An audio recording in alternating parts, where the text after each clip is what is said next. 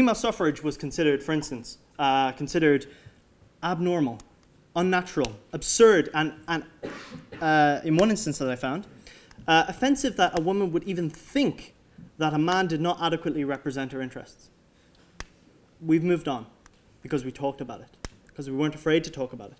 You think that reading, a graphic description of a rape is going to bring back really bad memories of what is probably the most traumatic experience in your life. If you think that's going to happen, you don't have to do that, okay? And if you do want to read it, you can mentally prepare yourself.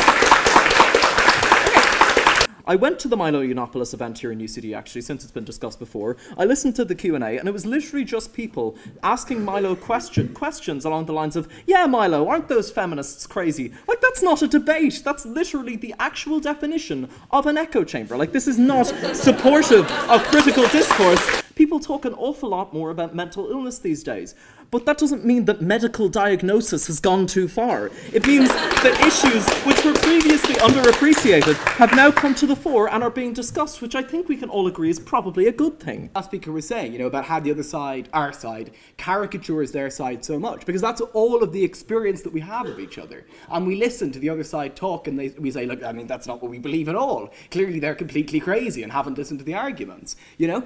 And I think that is a terrible thing. And that is how the middle in these discussions often gets excluded. That is how Mariam Namazi and Peter Tatchell get excluded. Does anybody know what Paul Ryan believes and how it's different from what Donald Trump believes?